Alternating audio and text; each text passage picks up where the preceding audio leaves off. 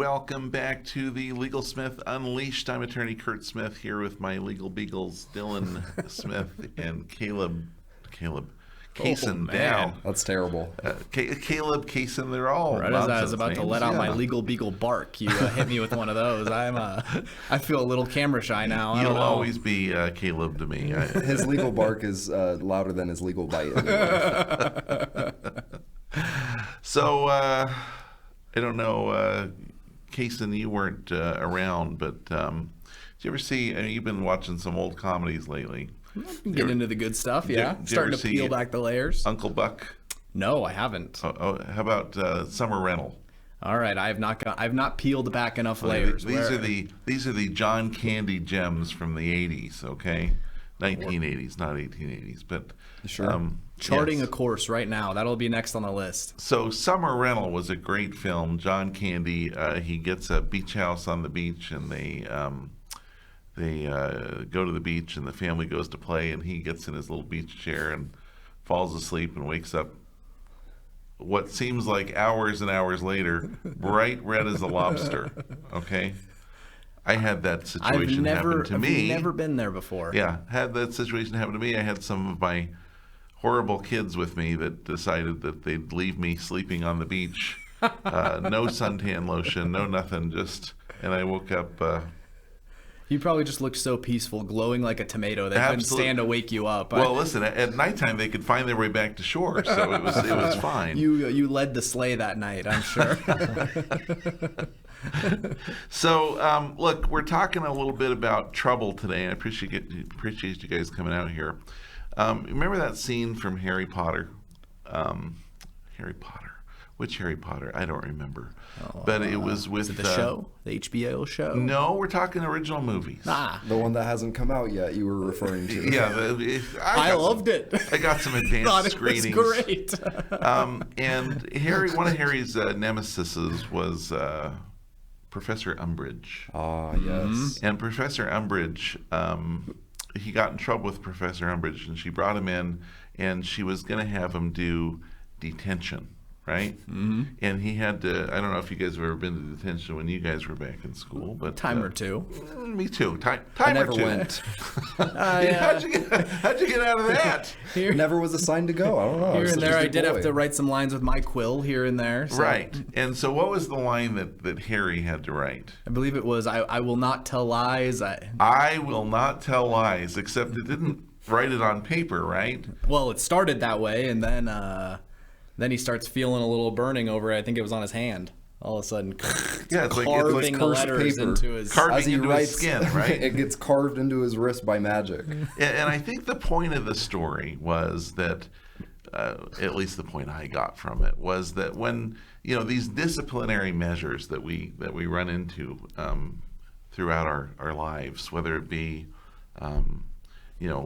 detention in school or, getting sent to jail for whatever reason, or being put in the back of a Mexican cop car down in Mexico. Who knows what the situation might be? They're really specific. I'm just throwing things out there. Somebody had a nice weekend. In-school suspension for days at a time. I'm just throwing things out there. But they're supposed to leave an indelible mark on you to teach you a lesson, right? And the lesson is... don't do that again, right? Whatever it is you just did, don't do it again. And in Harry Potter's situation, it was don't lie, right? He was being informed that he shouldn't tell lies, even though he didn't think he was telling a lie. Professor Umbridge thought he was telling a lie. And it brought me back, because I watched the movie recently, and it brought me back to a time when I was in a similar situation to Mr. Potter. And but I got in front of my teacher, and my teacher was I think it was 7th grade, and I got in trouble for doing something or other. I don't know if I was shooting paper into the wastebasket from across the room and flying your broom over the school again. No, I didn't. There was no Thunderbolt 2000s in there or anything like that. But Nimbus. no cumulonimbus either. I don't know where the clouds come in, Kason, but Go on. Just trying to make sure we stay accurate. and so every time I would get called in to do detention, which was extremely rare. I mean, this was not an everyday occurrence. She would have new sentences for me to write, and this particular time, she's like, "Here you are again in my class doing detention," and Curdy. Get used to seeing your ugly mug in here. she actually was the voice for the Tom and Jerry. I don't know if you saw the housekeeper. The housekeeper, yeah. But she would pull me. Finally, she pulls me and she goes, "You are here again. You must think you are Mr. Slick. You know what I want you to write? 100 sentences saying, Kurt Smith is Mr. Slick." And so I'm like, well, okay. And so I start... Like you got a free Tony Robbins seminar here. I start writing it, right? Feeling empowered. Kurt Smith is Mr. Slick. And as I wrote, I realized... it left an indelible mark, and I started considering myself Mr. Slick. And from that time on, every time the next day, flick a lit cigarette into a trash can, and the whole thing lights on fire as the accelerant goes down the hallway. And what'd you do, Kurt? You mean Mr. Slick? So I think that's kind of been a mantra of mine is, look, you want to get me in trouble, I'm going to find a way out.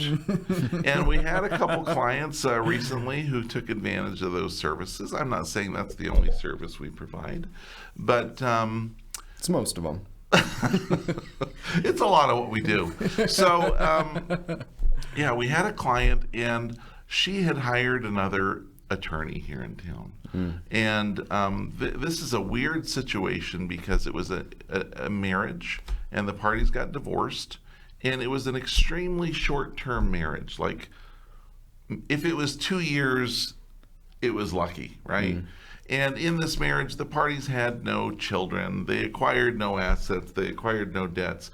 They ought to have just signed a divorce clean paper. break. It should have been. It just gone away. Leave me alone. I'll leave you alone. Whatever we had, that roaring inferno that we first felt when we met has trickled into an icy frost that just will never be melted. And I don't ever want to see you again.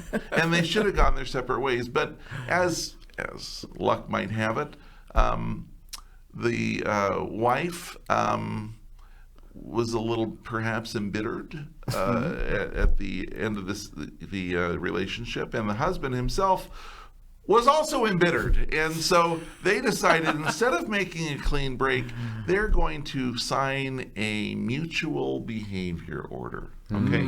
Now, a mutual behavior order, for those of you who don't know, is an order that has like about 30 different ways of saying, I will be nice. Okay? I will not be a jerk.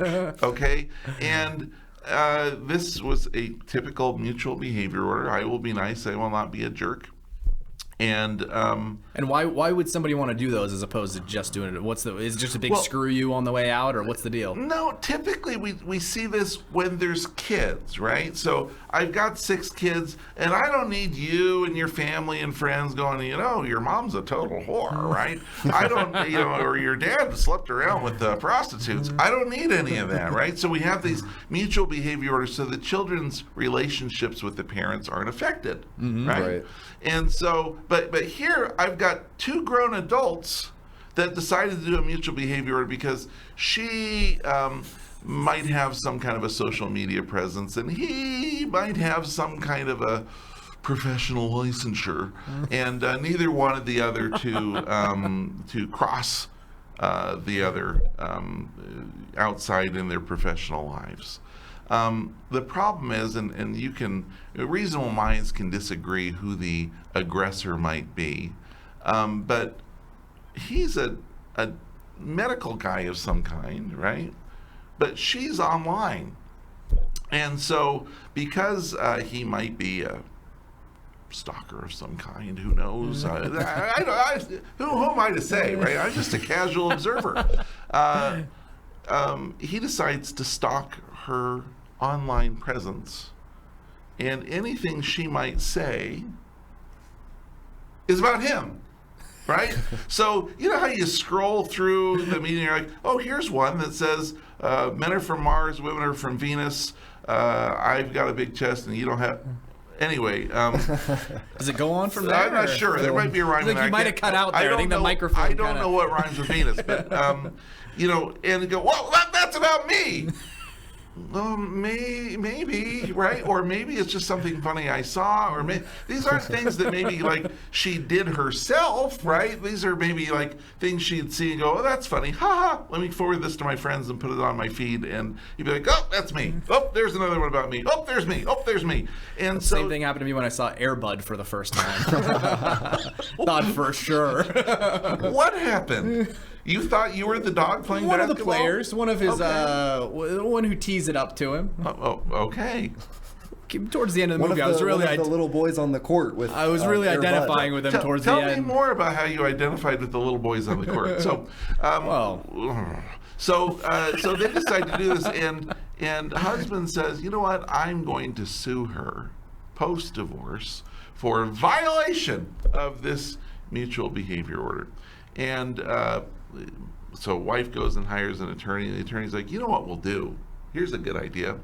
Let's respond to their motion for the violation and tell them, hey, you violated it too, but why don't we just not count either of them, and we'll just each go our separate ways, okay? So I know you're coming after me for thousands and thousands of dollars to teach me a lesson.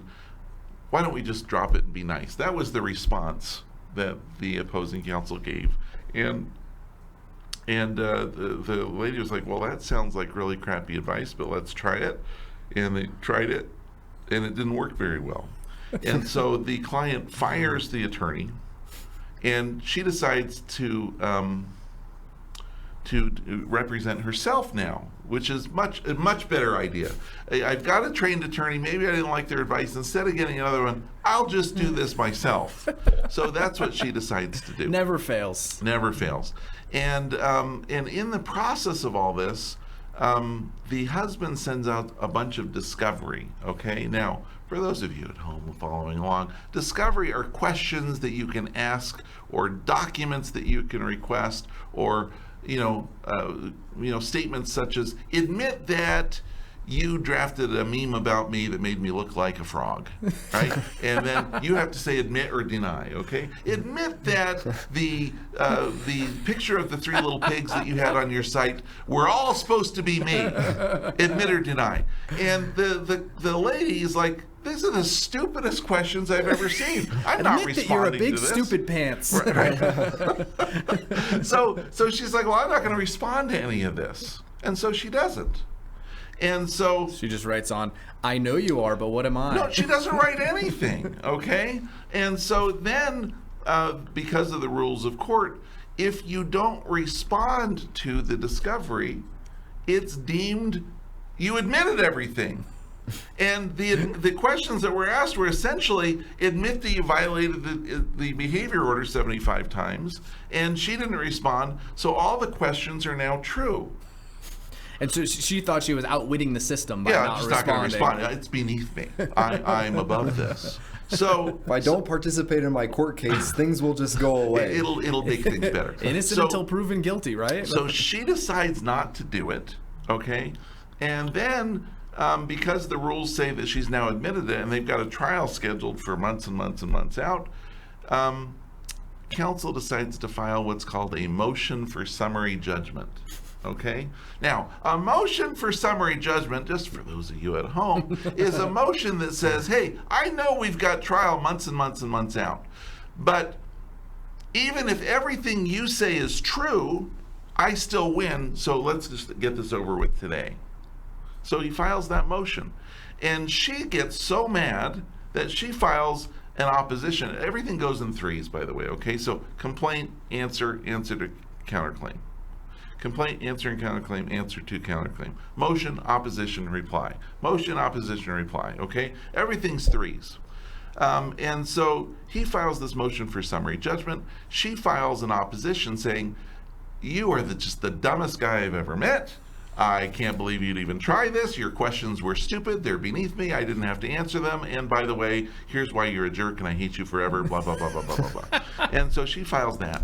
And then he, who's got a fairly good attorney in town, files a beautifully written reply and says, ha ha ha ha ha ha. She didn't even respond to my motion for summary judgment. So, Judge, we win. And then the client comes to my office and says, hey, guess what? I may have messed things up. I might have inadvertently lost. Can you take a look and see? And I take a look and I'm like, let's see what you did.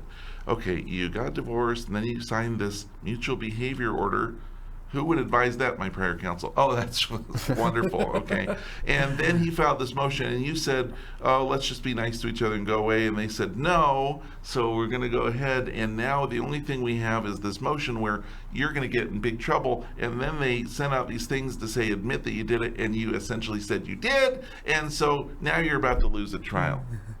That is wonderful. Thank you. Let me see what I can do. And I'm sitting here thinking, I'm like, I don't know if I can help this girl, you know? And I'm going, you know, and in my head, I'm like, well, I'd like to help her. She seems nice. But on the other hand, she's blown it. There's nothing that can be done here. She's admitted to everything. But a little voice inside my head came and it said, you know, Kurt Smith is Mr. Slick. There's got to be a way to do this. And so I knew Mr. Slick was coming back. I'm like, look, here's what we're going to do, okay? I'll take your case. And not only am I going to take your case, I can't promise anything, but if I can do this, thread the needle just right, you're going to walk out of this okay. And she's like, well, what do you think I need to do? Well, first of all, you know all those things you told me about what he was doing to you? We're going to file a motion for violation of the mutual behavior order on all those things, like your other attorney should have. And she's like, well, she said that it might be better if we didn't. I'm like, well, that was the dumbest thing I've ever heard. Right? So let's go ahead and file your motion. So we're going to do that right away, okay? And then this motion for summary judgment, opposition, reply, that's all done. There's really nothing we can do, but the hearing's not for another 3 or 4 weeks. So I've got two choices. I can file a motion to amend your opposition, which that hearing is not going to be till way after the motion for summary judgment hearing. You're going to have lost by then. But he's going to get the opportunity to do an opposition, then you're going to have to do a reply, and then I'm going to have to get this all consolidated. It's not worth it. You know what I can do, though, because it's motion, opposition, reply. There's only 3 documents allowed. Unless maybe, you know, there's a little known rule, right? I can do a supplement. I can supplement your opposition. And I can tell the court in your supplement, oh, by the way, court, I forgot to tell you, here's why I should win, right? And so that's what we did. We filed the supplement, which on the motion, I've got to ask their permission, and I've got to ask the court to do this, amend. I don't did the amendment yet. I've got to go through the process of asking permission and then get permission. But if I do this supplement, I just get to file it. So opposing counsel gets served with this, and he's furious, right? He's like, wait, you can't just do a supplement, right? He said, Mr. Slick! I had Mr. Slick. So I already won. I should be winning in 3 weeks. You did a supplement? So now we're in a battle royale, right? Because and in the meantime, she's already responded, technically, yes to all of his questions. So I've got to get his permission. So I write him a nice little letter. Hey, dear Mr. Attorney, I know that my client already technically admitted to all the violations you've accused her of. I would like your permission to amend those responses. Now, I waited around for about 20 minutes until he got the letter and read it and responded right back.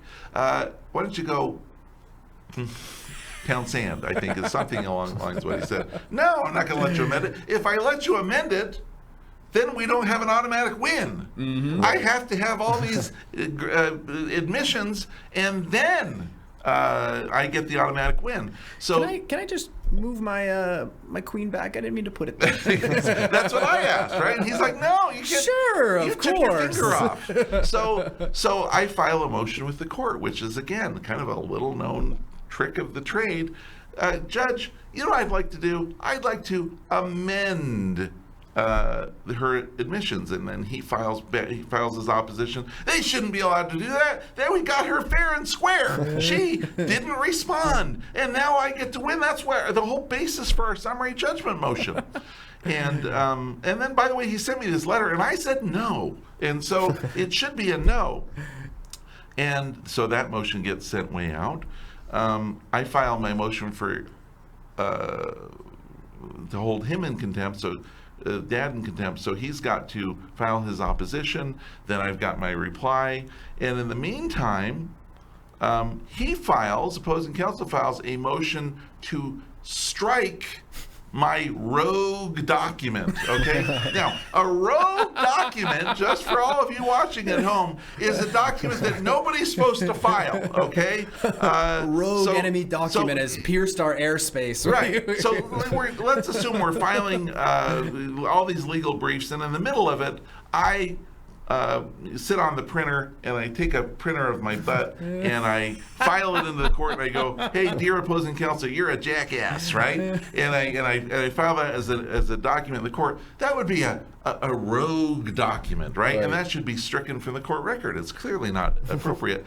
But what he's saying is, hey, that supplement you filed, that is a rogue document. And so now I've got to oppose that and say, a rogue document, what are you talking about? It's clearly set forth in the rules, right? I've got permission from the judge. Now, the judge has to say yes, but I get to file this if I want to. I can file this up to 1 day before the hearing, and it's like 3 weeks before the hearing, so I win.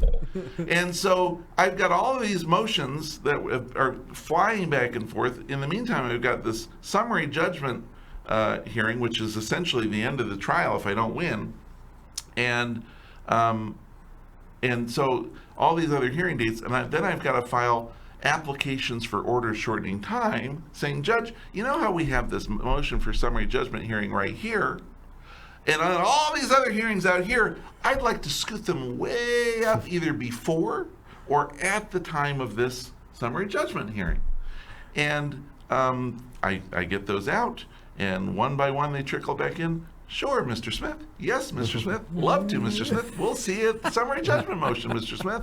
And so we get them all done together. Now, for those of you watching and counting what is going on here, and this is kind of all of those documents. Just so you can see how much work goes into it. It's a lot of work that goes into it. The world's worst text thread right here is what we have. And we are going through, and the problem is, and she hired, husband had hired fairly well-known counsel, but we had legally supported what we're doing so much, so well, and he was used to just fighting against this unarmed woman when she was representing herself. And so now he's coming back on, wait a minute, this stuff's really good. And the responses that he's giving is, Judge, you shouldn't let him do that. It's just not fair. If he was playing by the rules, I'd win. So please don't let him do that. And I'm coming back going, not fair? Well, here's the Supreme Court case that says this, and here's the Supreme Court that says this. Here's a law that says this. Here's a statute that says this. Of course I get to win, right? And it really was kind of comical because we went into the hearing and the judge is like, okay, today's motion for summary judgment hearing. But before we get there, here's what I'd like to talk about. There was a supplement filed, and wow, it really gave me a lot more information than the wife had given me, so I'm glad we got that. And then there was a motion to strike saying this is a rogue document. I don't find it rogue. I find it very helpful.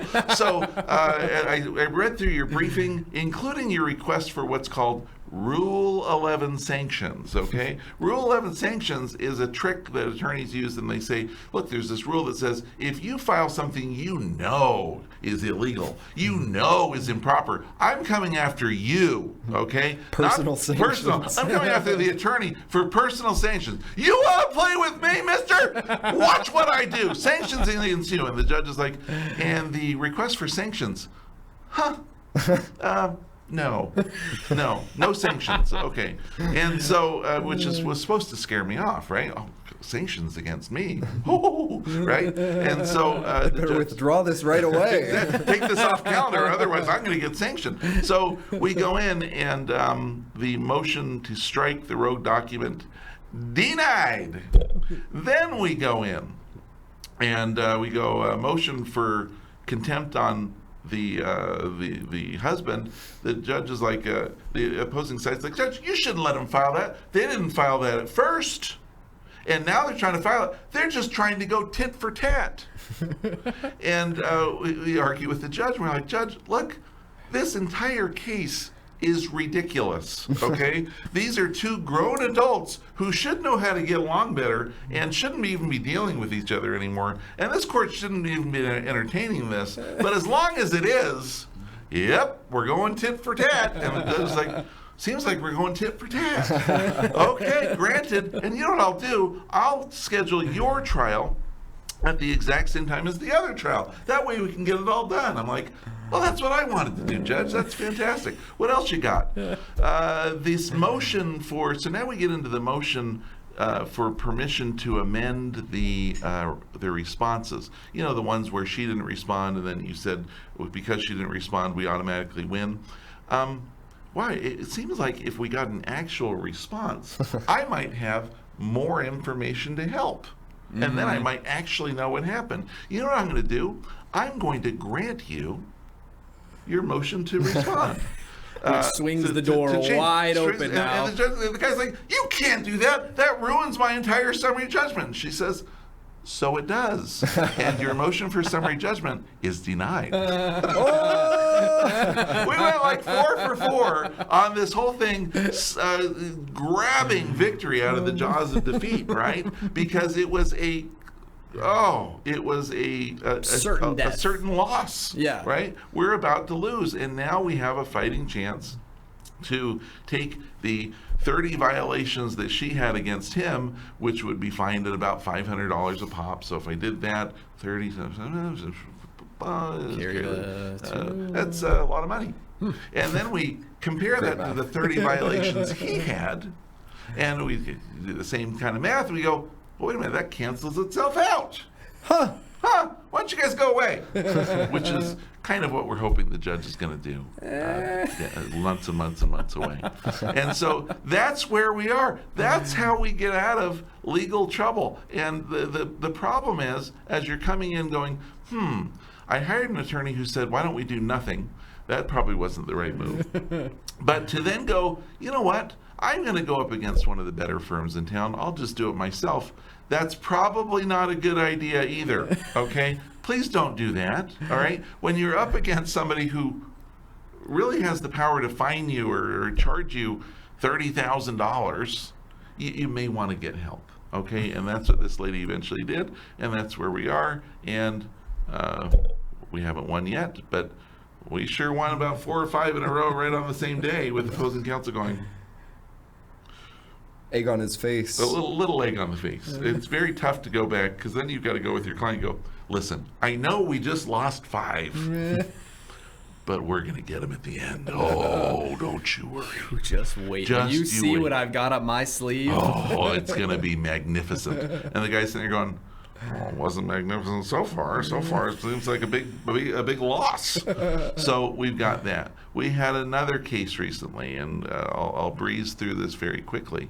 But we had a husband and wife, and they got divorced, and there's supposed to be a division of assets. And the wife went ahead and she said, look, I will waive the division of your pension if you will promise to give me $5,000 a month in alimony for the next 10 years. I'll not get the money I'm entitled to now if you will gladly pay me on Tuesday, right? A little Popeye Wimpy action going on there, right? And so, and the husband says, yeah, I'd love to do that. Let's do that. I will gladly pay you later what I should have paid you today. No problem. So that's what they do. And we'll categorize it in a way that's much easier for me to get out of. Absolutely, right? Because if my income changes, I mean, who knows, right? I might not have to pay at all. So about a year and a half later, guess what happened? He lost his job. He lost his job. Oh my goodness! Really? I was just guessing at that. No, he lost his job. What do you know? And the attorney that he has is somebody that I'm very familiar with, who he likes to play these little financial games with his clients. Oh, here's a way. Yeah, agree to that now so that we can do this later, right? And so I get this lady comes, hey, you need to help me. And I'm like, well, let me take a look. And I'm looking, I go, oh, that guy. Oh, of course. Financial games. Oh, it's this guy, right? And so he files a motion to set aside to cancel the alimony. And what does wife do? Well, she doesn't answer. Oh, why would she answer? She doesn't oppose it on time. And then she comes to me and says, hey, it's weird because he filed this motion, I didn't respond. And so they told the judge to just go ahead and rule in their favor, and the judge did. Is that okay? I'm like, no, that's not okay. You've lost. You now don't get your alimony. She goes, well, I need it. You know, well, you should have responded, right? But you didn't. And she's like, well, is there anything I can do? And I looked at the blood-streaked carvings in my hand. I'm like, I think there might be something we can do. There's nothing on God's green earth I can do for you. But except this. But Mr. Slick, he can do something about that. Come on in. So we file a motion, and I look, and I'm like, well, wait a minute. Let me just make sure, because when the judge made the order that she made, there's deadlines for these things, and the judge, it happens a lot actually. The judge filed her order, kind of a default, 1 day early. Well, she broke the rule. She broke the rule. The judge broke the rule. And so I've got to file a motion to set aside saying, Judge, this looks great and I appreciate what you've done, but did you realize you broke the rule? You blew it. And because you blew it, this order can't stand. We've got to throw the whole thing out. And so I showed the judge how she blew it. And judges love that, by the way. They love to know that they've actually blown it. And so we filed a motion. Opposing counsel comes in. Wait, you can't do that. Throw it out. You're not allowed to file this. Of course you did it correctly. And then we get to court, and the judge is like, wow, it looks like I broke the rule. I'm going to have to throw this out. And by the way, you're asking to get rid of the alimony, but as Mr. Smith has pointed out, you promised to pay her for 10 years.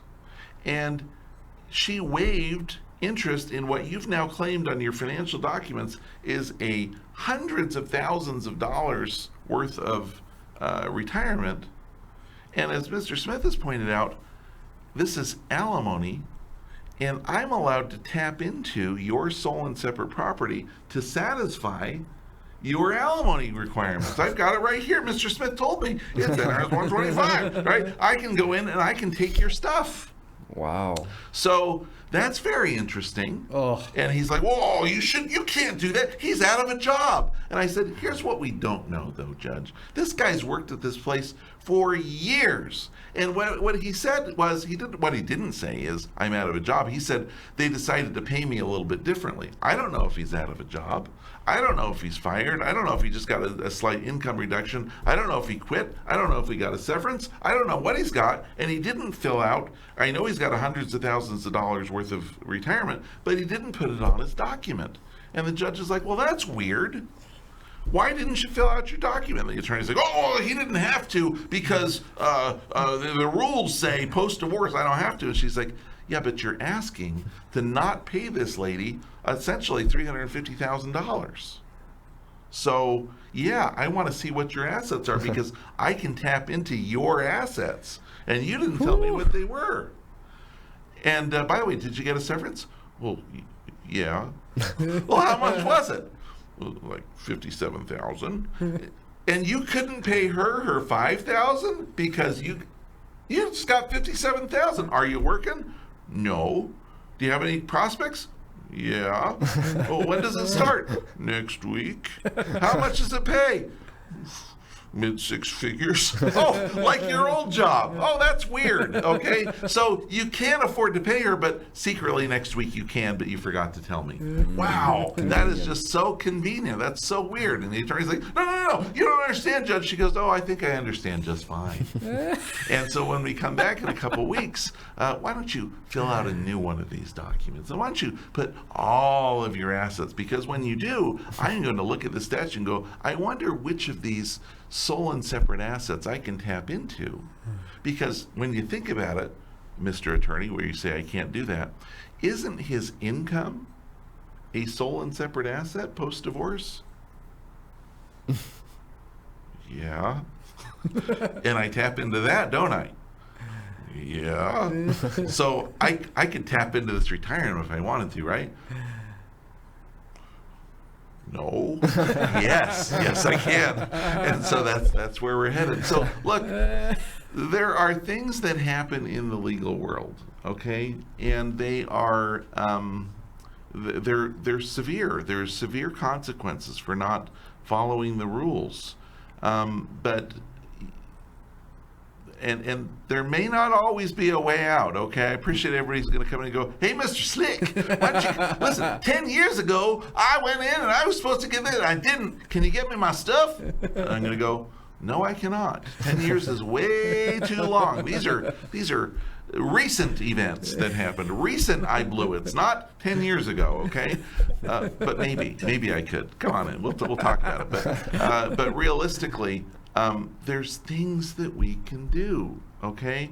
But as fun as it is for me to get people out of their horrible situations that they get pickles themselves here in, and there, little legal pickles. That's a good way to put it. As much as I love getting people out of that, I'd much rather do it correctly the first time, okay? I'd much rather go, hey, let's just win up front the right way, instead of going in and going, hey, Judge, look over here. Dun, dun, dun, dun, dun. Oh, hey, I got the solution over here, right? I love doing the dance, but if I didn't have to, that would be... I love seeing you do the dance. I wouldn't change anything. Listen. Keep doing that dance.